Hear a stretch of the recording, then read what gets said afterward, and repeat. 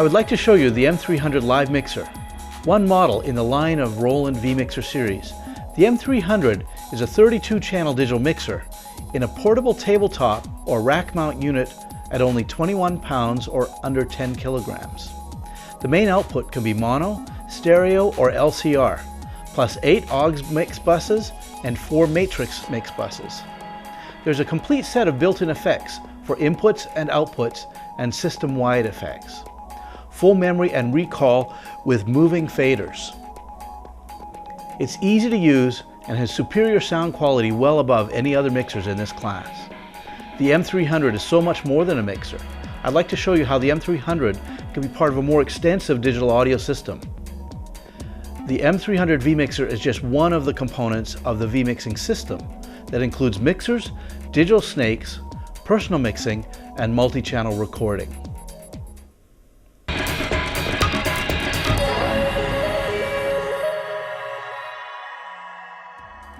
The key technology behind the vMixing system is REAC, or Roland Ethernet Audio Communication. REAC provides a digital link between the vMixer and a digital snake on the stage using standard Ethernet cable. By putting the microphone preamp into the digital snake on the stage, we get noticeably superior sound quality because the mic preamp is close to the original source. The digital snake also eliminates noise from interference, reduces chance of ground loop buzzes, and does not suffer the high-end roll-off you get with analog snakes. Using an Ethernet cable makes a vMixing system fast to install and easy to set up. Plug in just one cable and instantly connect 40 channels in each direction. Ethernet cable also makes a vMixing system extremely portable.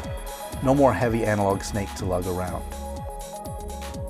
Roland has a wide line of REAC products, including a complete lineup of digital snakes that can be used with the M300 and other Roland vMixers. This is a typical simple setup of the M300 vMixer with two S1608 digital snakes for 32 by 16 on the stage, connected to the two REAC ports of the M300. The REAC system allows flexible expansion or customization. This system shows how a REAC merge unit allows more inputs on the stage.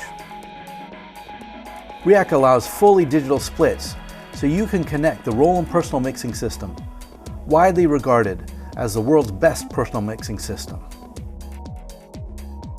Another REAC digital split can be sent to the Sonar V-Studio 700 recording system.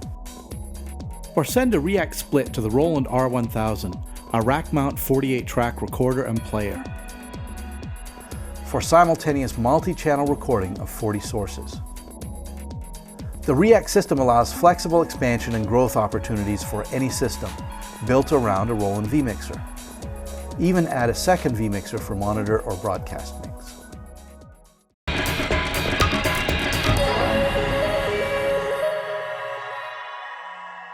On the back panel, you can find 4 XLR balanced inputs, 4 TRS balanced inputs, 4 RCA inputs. There are 4 XLR outputs, there are 4 balanced TRS outputs, and then there's 2 REAC ports. You can expand the number of inputs and outputs using digital snakes connected by REAC. Here's the USB connector for connecting a PC with the RCS software.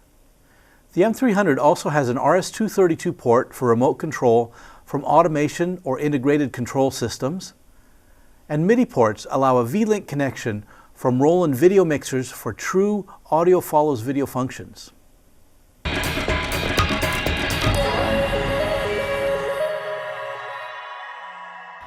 Now that we've seen how the M300 connects to the whole vMixing system using REAC, let's look at the mixer itself. On the front panel, the M300 has 16 moving channel faders, used in layers to control 32 channels.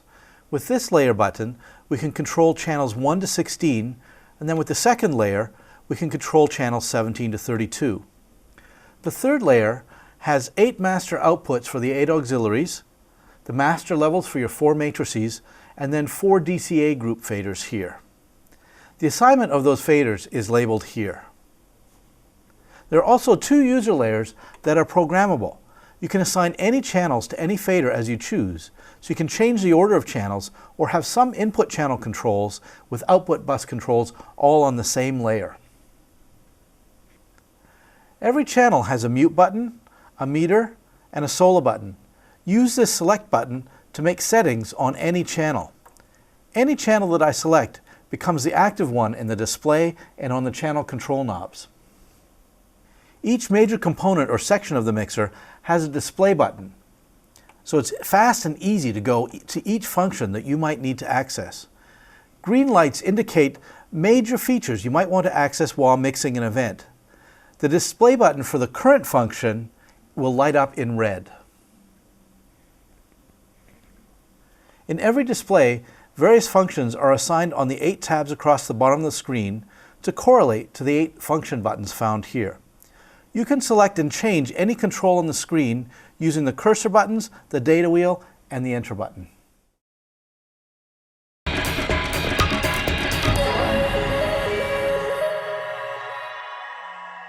Let's examine the functions of the mixer. All audio coming from inputs on the back of the console or through digital snakes connected by REAC come into the mixer through a virtual Patchbay. This is where we can assign any input to any mixing channel. Select the Patchbay display button.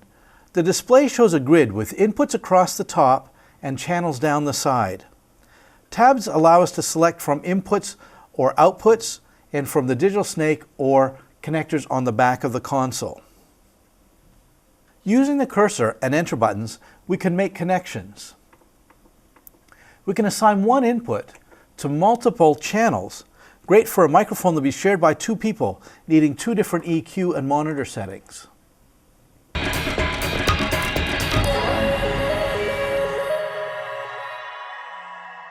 The built-in 800 by 600 high-resolution screen provides a detailed overview of the currently selected channel, without the need for external viewing software on a PC. Metering, gate and compressor activity, EQ, auxiliary bus settings, everything can be seen at a moment's glance. Top center of the screen, you can see a channel name and source input location as assigned by the Patchbay. In the channel control area, we have preamp gain, a 20 dB pad switch, and a phantom power switch. If this channel is getting audio from a digital snake, then the control signal for these parameters is sent over a REAC connection to remotely control the preamp in the digital snake that is on the stage. Input metering can be done with these LEDs or with the input level for the gate, the first processor immediately after the preamp. Every channel has a dedicated gate processor. Press the gate display button to control details of the gate for the current channel. You can see the Gate On tab in the display here, so F2 button turns the gate on and off. You can control the parameters of the gate using these knobs, color-coded to match the functions in the display. Use the left and right buttons to change the assignment of these knobs, and you can see that in the display. Note that the gate can also run in expander or ducking modes. When you have the settings you want for the gate, you can press the channel display button to go back to the channel overview. The next processor on every channel is the compressor. Press the compressor display button to control details of the compressor. You can see the compressor on-off tab here, so F2 controls that just like the gate. And you can control the parameters of the compressor using these knobs. Both the gate and compressor have their own libraries where you can save your settings or recall factory suggested presets. We'll look at how to use these libraries in a moment. Pressing the equalizer display button brings up a closer view of the high-pass filter and EQ. The channel EQ is a 4-band parametric with upper and lower bands switchable to shelving mode. The high-pass filter has its own dedicated on-off button, and you can see how it affects the frequency response in the display here. To control the EQ bands, select a band with the high, low, high, mid, and high buttons on the left. Then make settings for that band with the Q, frequency, and gain knobs.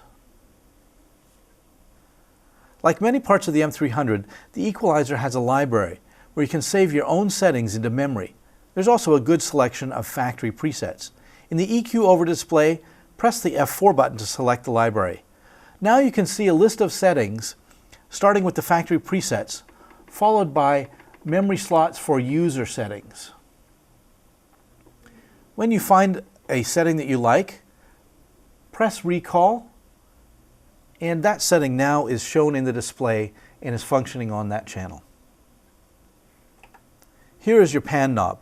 If your mixer is being used in an LCR setup, you'll find LCR settings on the screen here.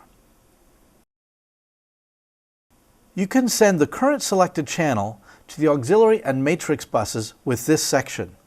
Simply select the bus you wish to control and turn the level knob.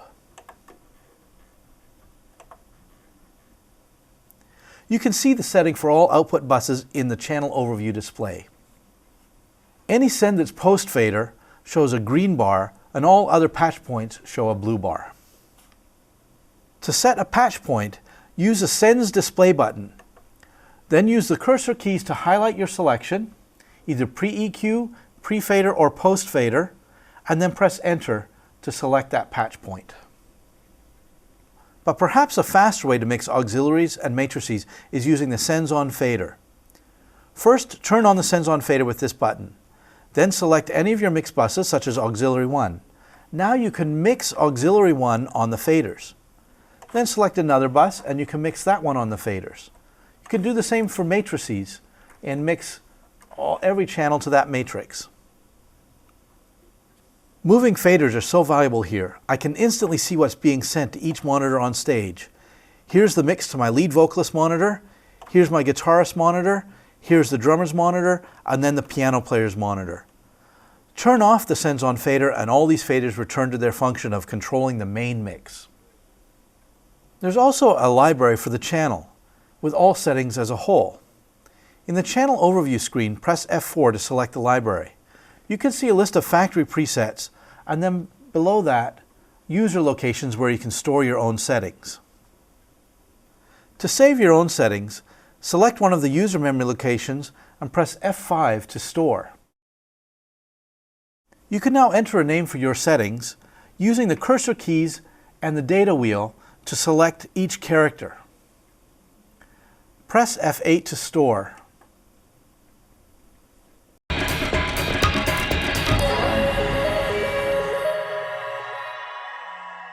To see the master output of each auxiliary matrix bus, switch to layer 3.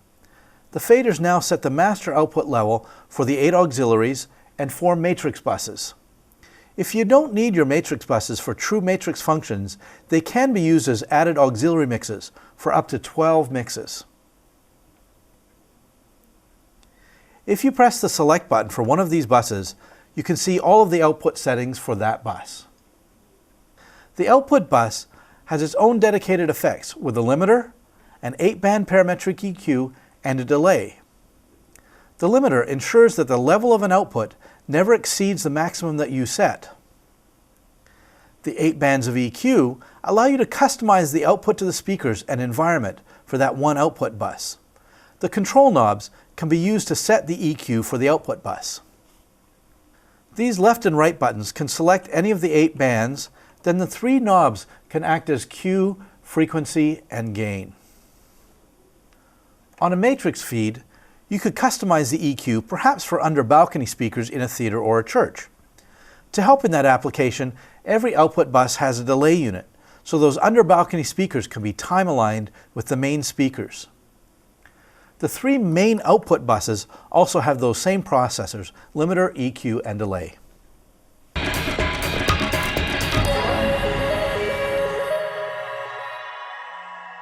I've shown you the comprehensive set of input processors and output processors. Pressing the internal effects button displays 4 more global processors for effects that are shared by many channels, such as a reverb, or for special treatment processing to be inserted on an input channel or an output bus. Currently, I have set a graphic EQ, a chorus unit, a stereo delay, and a reverb processor in effects number 4. To change the settings on this reverb, I find this tab, Edit Effects 4, so I press the F4 button. Here you can see and adjust the parameters of the reverb using the cursor keys and the data wheel. The library has factory suggested presets at the top of the list and then user memory locations where you can save your own settings for this reverb or any other effect. Return to the effects overview by pressing the Internal Effects button. Let's change this chorus into some other type of processor. First, use the cursor keys to highlight that effect icon. Then press Enter. Here you can see a list of presets, and I'd like to show you this effect, the channel strip. Let's insert that onto channel 5. This box here shows where this effect is applied. If I highlight the box and press Enter, I get a list of channels where I can insert that effect. I can select channel 5 by highlighting it and pressing Enter. When I close with the F8 button, I can see now that this channel strip is applied to channel 5. Let's take a look at that effect by pressing F2 to edit its settings. This effect gives me an enhancer or de-esser, 4 more bands of EQ, and a delay. Inserting that onto channel 5 adds all of those effects to the gate, compressor, and EQ that are already part of channel 5.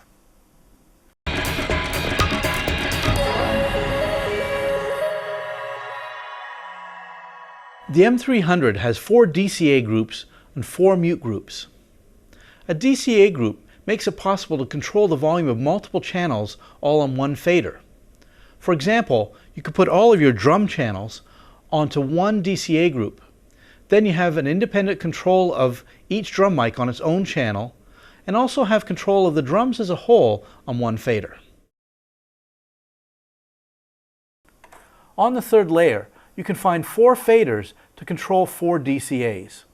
To assign multiple channels onto one DCA fader, press the DCA Select button, and you see the 4 DCAs in the display here. To assign those channels, select the DCA you would like to work with and press the Assign button. Here you see a list of channels that you could select using the cursor keys and the Enter button, but an easier way is simply to find the channels that you want to select and turn them on using the Select button. So here I've got 10, 11, and 12 selected, maybe 3 choir mics that I've now assigned onto DCA 1, and so now this fader controls my 3 choir mics. Mute groups make it possible to turn on and off multiple channels all at the same time. For example, I could have 14 channels of a band on one mute group. When the band is finished playing, I'd like to press one button and mute all of those 14 channels together and leaving the announcer's microphone on. Let's take a look at how to do that. Setting up mute groups is done in the same way as DCA groups. Press the Mute Group button here and you'll see the 4 mute groups. Press F8 to assign the channels that you would like to have in one mute group. In this case, 1 to 14.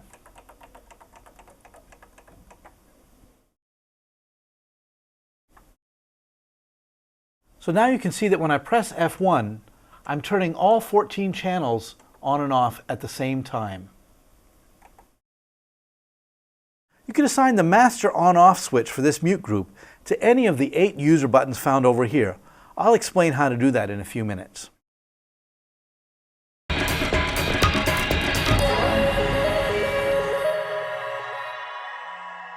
The vMixer has a built-in stereo recorder.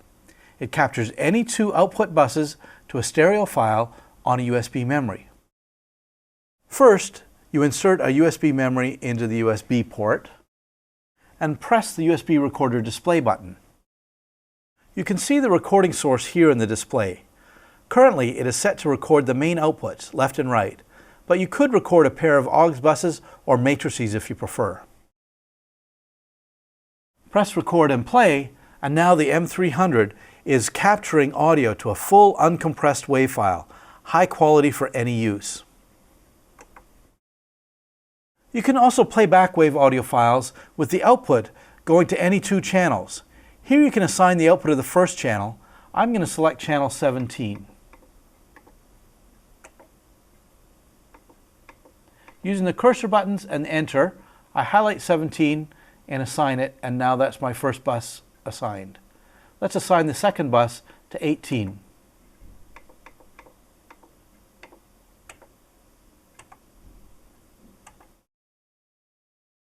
Now with WAV files on the USB memory, I can play back with simple transport controls, much like a CD player.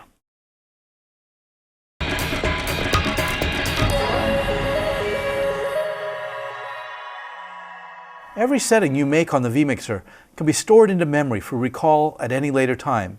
So you can do sound for a band rehearsal on Tuesday, change all the settings for a conference on Thursday, and immediately recall all of the band's settings on the weekend. This is the scene memory function, to store and recall the exact settings of the whole system. When you press the Scene Display button, you see a list of all 300 locations where you can store your setting for the console.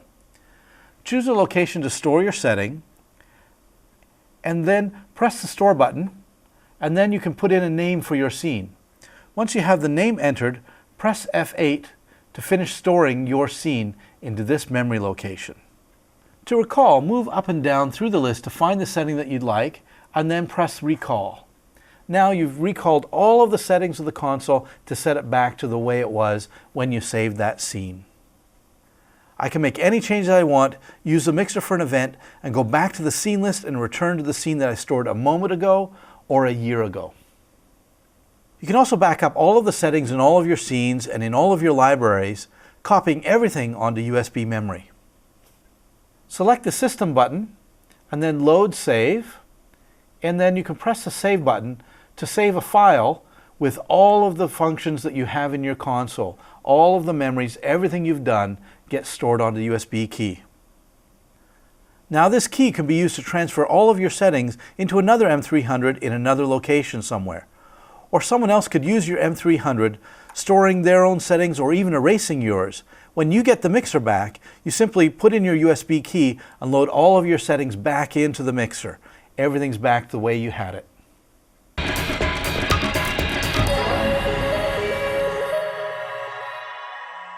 Roland vMixers have a user-level control or authentication system. An administrator has a password to access every feature of the mixer. The administrator can determine what features any other user can access. The administrator creates a key for the console using a USB memory. This key can open to that user all the functions as allowed by the administrator. Settings that should not be changed by that user are locked when the user signs in with his key. For example, the administrator might allow an experienced user to access every setting except the equalizer on the main outputs, but a novice user may not change the system effects. Each user can have their own key that allows them to access the specific features they're authorized to use. The administrator can also determine what features a guest, someone without a USB key, is allowed to access. Perhaps without a key, no setting can be changed, or maybe only the podium mic can be controlled without a USB key. Let's go through the steps of creating a user key for the M300. I've inserted a USB memory already, so I'll press the User button here. I select the guest account and go to User Level here, where I can see different functions that I can enable for access for this particular user. I see a list of channels and the functions for channels, so I can turn off particular channels that I don't want the user to use, or perhaps specific functions, for example the compressor or the gate. I have the same kind of display for my output buses, and then under Other I have miscellaneous items, so here I could turn off, for example, access to internal effects, or possibly disable the ability for a user to store their own scenes. So I can turn on and off functions by simply selecting those with the cursors and pressing Enter to disable the functionality of this particular part. Once I've selected the functions that I want to lock out, I press OK. And then I press F2 to create a user. And now I can give it a name and then press Create, and it saves that permission as a key onto this USB memory. Now every time that USB memory is plugged in, those are the functions that will not be accessible to that user.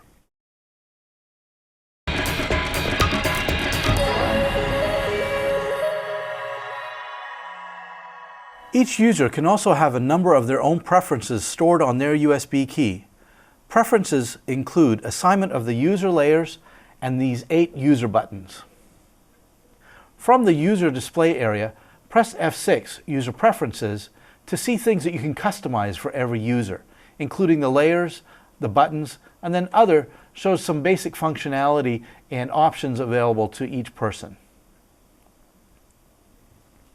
Press F3 to see the assignment of the function of these buttons. Select any one of the 8 windows here to correlate to the 8 buttons here. I'm going to select just the first one and press Enter. On the left column here, I see a list of functions that could be assigned to my function buttons, and I'm going to select Mute Groups. In the next column over, I have the 4 mute groups available. I want to select mute group number 1. Press OK, and now this first button is my mute group number 1, which you'll remember I had assigned to channels 1 to 14. There are hundreds of different functions you could assign to these buttons. The 8 buttons can control 16 different functions, 1 to 8, and then 9 to 16 while I hold down the Shift button.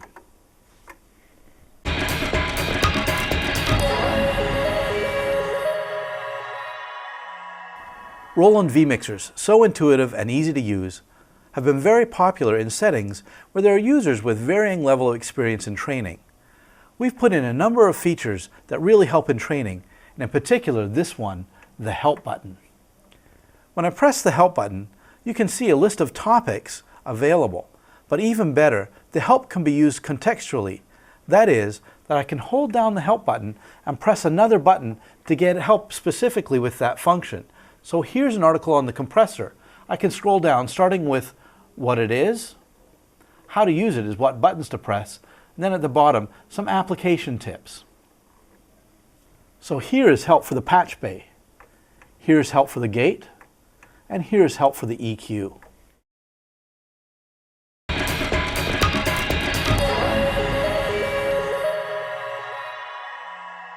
The vMixing system makes it easy to add the Roland personal mixing system. Using the S4000D, you can distribute 40 channels of audio to every user's own personal mixer. So now we've added a Roland personal mixing system. In the monitor area, you'll find the M48 manager where you can see all of the M48s in your system. You can see every parameter that each user has set. Furthermore, you can even take control of each M48 from the vMixer itself.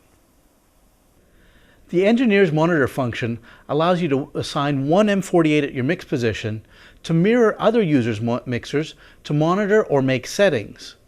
So when I make changes at the Engineer's M48, it can be sent to a user's M48, the one on the right here. So as I make changes here on my mixer, you can see those changes also on the other mixer. You can also manage memory functions and make backups of the settings of each personal mixer.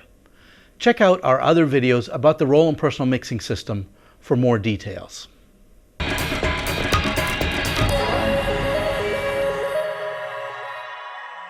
You can easily send a fully digital split to the Sonar V-Studio 700 for multi-channel recording with full post-production editing, mixing, and media distribution. The Sonar V-Studio 700 receives 40 channels of audio over a REAC connection directly into the PC's Ethernet port. Or send REAC audio to the Roland R1000, a standalone dedicated rack mount 48-track recorder and player. You simply need to set up which channel you want to send out using the Output Patchbay. If your recording system is on REAC A, you select the REAC A tab and Output, and then select any 40 sources you want to send directly to recording, whether channel direct outputs, mix buses, or any other audio source in the M300. When recording channel direct outputs, you can find the output patch point for each channel right here. You can set it using the cursor keys and the data wheel. You can also record with the R1000 in line between the mixer and your digital snakes. This allows a full virtual sound check. For more details, check out the R1000, our 48-track recorder and player, on the Roland Systems Group website.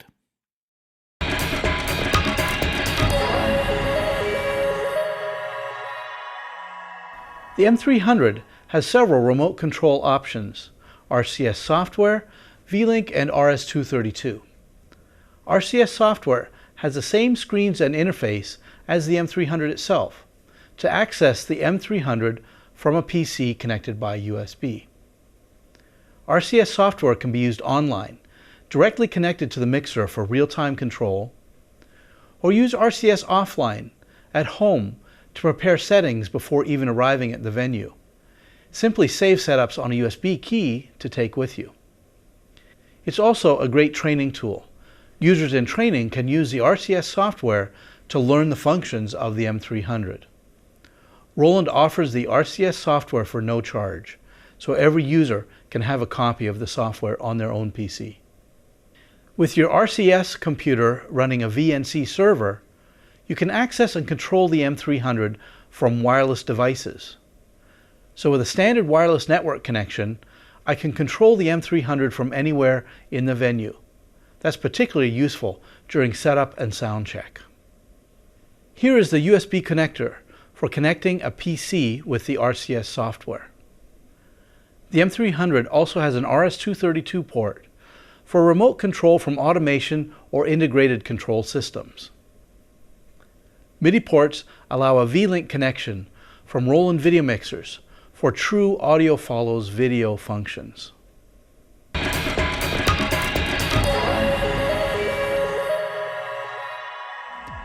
Like the other Roland V-mixers, the M-300 has a no-compromise feature set for demanding usage, with the same user interface of the other Roland V-mixers, well known for their ease of use and intuitive operation. But the M-300 is much more than just a mixer. It uses Roland's REAC technology to become part of the larger Roland V-mixing system, with live mixing consoles, digital snakes, personal mixing, and digital recording.